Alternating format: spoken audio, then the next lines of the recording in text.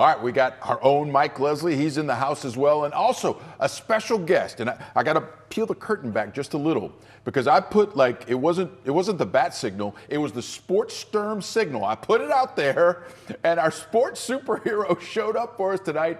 The great Bob Sturm from the Ticket 1310 is on the show tonight. And listen, Sturminator, I got to start with you, and this is why, because I'm on your Sturm stack, by the way. I don't know if you knew that or not, but and I saw what you said, the fact that you have been watching and have watched every Team USA game for 46 years in Olympic competition. First of all, I'm not surprised at all because you are sports Sturm, but you and I have that in common in terms of that 1980 Olympics was one of those moments that I can remember in my childhood, and it fostered my love of sport. So with that as a backdrop, man, I want your initial reaction once Jack Hughes went 5-hole and what it meant to you. Well, my initial reaction is I ran around my house like a nut. It was a happy day, my friend.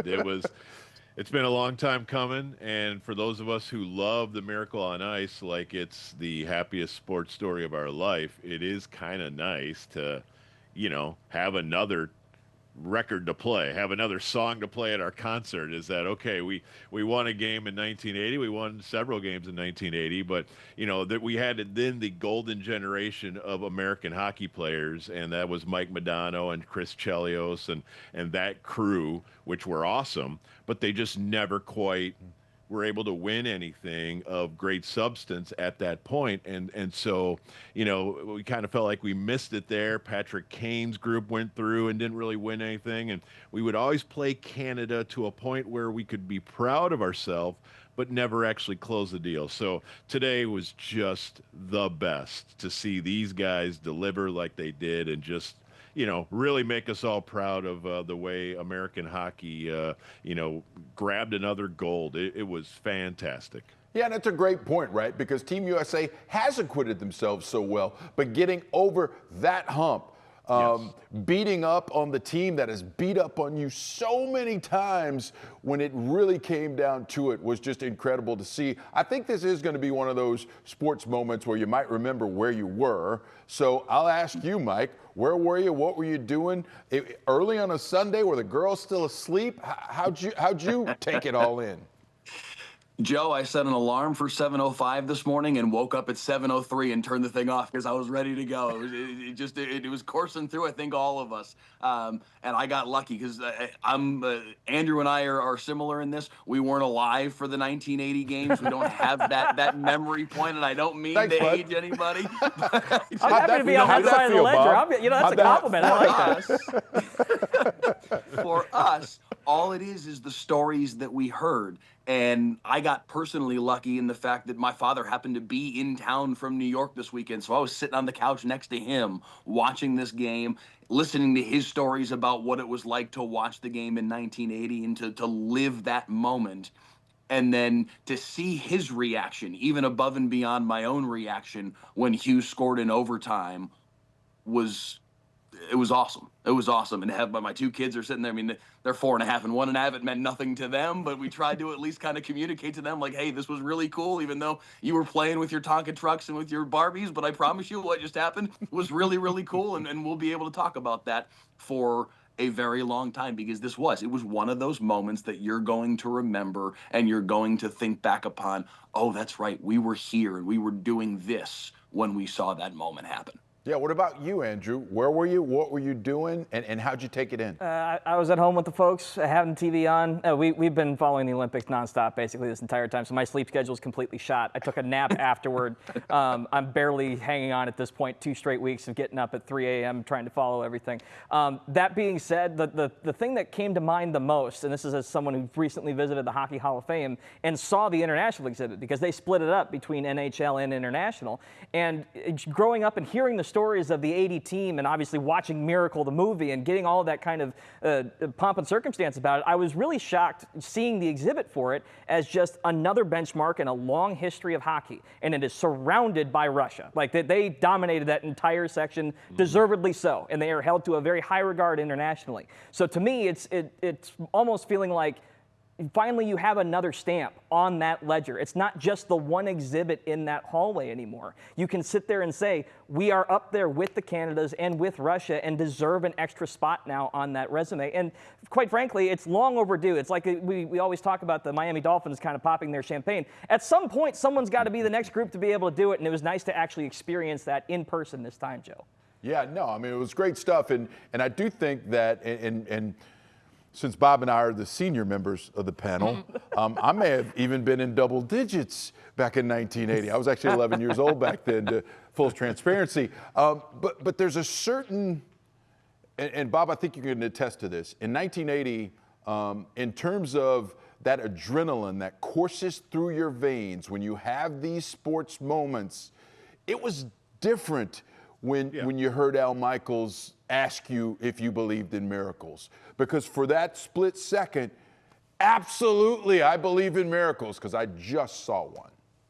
Yeah, and even back then, though, like hockey was kind of a foreign language, and you know, it kind of introduced me to hockey. And yes, being a Wisconsin kid, that's not that crazy a concept, but you know, the NHL was kind of a rumor, at least where I lived. It wasn't really available on TV. We didn't have a team, and we still don't have a team in Wisconsin. But you know, I mean, it's just this weird relationship with the sport where that's kind of the first chapter you read in your book of hockey. And I've been a diehard hockey guy ever since. I love that sport.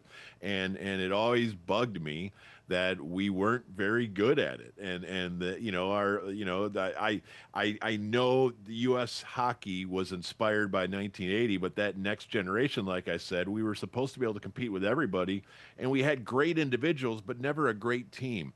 And so I think that is a story here about the 26 team, because a lot of people, especially in Dallas, are mad that we didn't take the best players. And I think, to steal a Herb Brooks-ism from the movie itself, we're taking the best players. We're taking the right players. We are building a team, and that's not a slight on the other guys, but I really think this was a quality team that we saw over 2 weeks. Everyone had a role, and everyone did their role, and that's what's so special about this. Yeah, I do think it's incredibly special. All right, great. We're going to take a quick break here, but we got plenty more hockey coming up because there's more role talk, because I do want to talk about Jake Oettinger, but then we got to dive back into that game a little bit before we let it go, because it was incredible sports theater, and that's what we have for you coming up next. All right, so let's get into the parts of the game that we remember the most. For me, it's that section in the middle part of the third period. McKinnon has a wide open net that he whiffs on, and he will be haunted by that for the rest of his days. Moments later, you have 7 players on the ice, somehow not called. They get away with it. And then the very next, moments later, Canada's got a net mouth scramble, and McAvoy's punching at the puck to try and keep it out. This thing was on a razor's edge the entire time, Joe. And realistically, it all came down to Hellebuck having one of the games of his life. Well, that's the thing, right? It was that great sports theater that we crave, right? These teams are rivals, and they know each other incredibly well. And it felt like the games were raised for both sides, and that's the thing I'll remember. Listen, I wanted to see Jake Oettinger more. But man, Connor Hellebuck, what can you say? I mean, what he did was ridiculous. He transformed into this human brick wall, impenetrable. I mean, it was exactly the kind of championship performance that we've seen before, but perhaps not by, the Americans for a long time. And that's what really stuck out for me. Bob, what about you?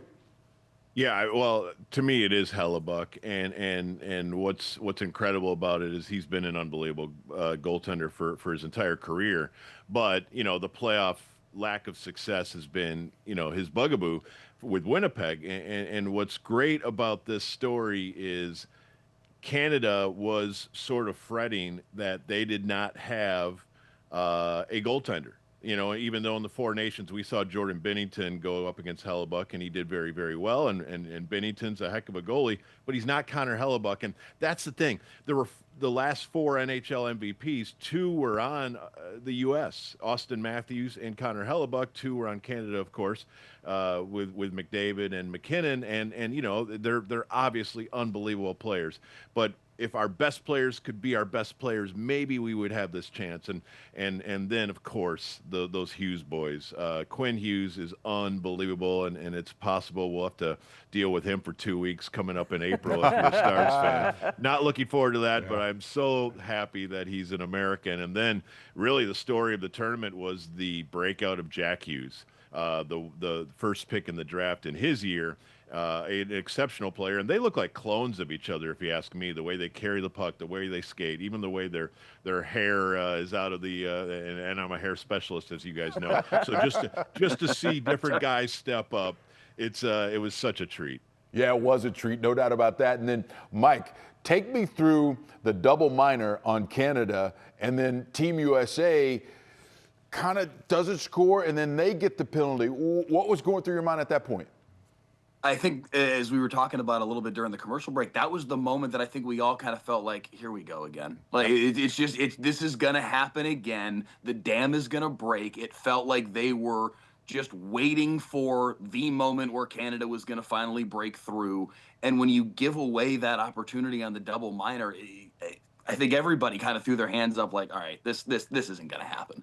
So for the fact that they even got to overtime felt like a win, because they finally got through and they were able to live through that moment and not throw the thing away despite missing that chance. It was a complete sigh of relief. And just to circle back for a moment to the Connor Hellebuck of it all, I understand where Stars fans are coming from and wanting to see Jake Oettinger, because of course you do. I'm sure Jake Oettinger wanted nothing more than to be the guy that was out there on the ice and be able to have that moment of glory. But when you perform the way that Hellebuck did, not just today, but throughout this run, yeah. And I think for Hellebuck, it's such a huge moment to shed that stigma, fair or unfair, that, oh, he can't hack it in big games. What game is ever going to be bigger than this one? And he absolutely not only hacked it, but had one of the more remarkable, miraculous saves we've ever seen, given the moment. That was an unbelievable sequence for him, and for all of it to come full circle for him and be able to shed that stigma, it's a pretty special story. One of the storylines coming out of this game, obviously John Cooper stepped in, the head coach for Team Canada, a little bit with his comments afterwards, but it struck me too. I saw Razor, Daryl Ray's posted about this on Twitter. Why 3-on-3 in overtime with the gold medal on the line? Bob, what do you think of that? No, I don't love it. In fact, one of the reasons I don't love it is it felt kind of slanted to Canada. If any team should absolutely have an absurd advantage on 3-on-3, it's like, this is why, honestly, the American that should have been on the team should have been Cole Caulfield, who's one of the best 3-on-3 guys in the entire NHL up there in Montreal. He would have been fantastic for the Americans, but we didn't bring him either. I don't know that Jason Robertson had the pace for today's game, to be completely honest. You know, I don't mean to be unfair to the guy, but speed is not his game, and speed was this game. And so, you know, you wonder, but 3-on-3, I don't love it. I'll be real frank, it terrified me that they would throw McKinnon, McDavid, and Makar out for the first shift, which is exactly what they did. The fact that we survived it is insane. And I'm just happy the NHL is at the Olympics for the first time in 12 years. They will never miss the Olympics again, I'm guessing. And so all the rule changes that need to be made from here, I'm cool with, but I just need the tournament to happen all the time. Yeah, and before we let this go, there are a couple of Texas ties that we have to mention. Connor Hellebuck, of course, part of his ascent included the Odessa Jackalopes when he was coming up. Can't forget about that part of his journey. And then, of course, the Hughes family. Wow, they have instantly become the first family of American hockey with Quinn and Jack. We talked about them, but of course, their mom is a developmental coach, Ellen Weinberg Hughes, who grew up right here in Dallas. In fact, she was the only female, the only girl on the hockey team. All the other girls were working on skating. She had on pads, and she was playing hockey back in the day, and she ends up the mom of these two young men who were absolutely instrumental in Team USA coming up with this watershed victory. I tell you, boys, if you wrote this script, Hollywood would throw it back in your face and start laughing because it couldn't be true, but it is. So yes, I still believe in miracles 46 years later.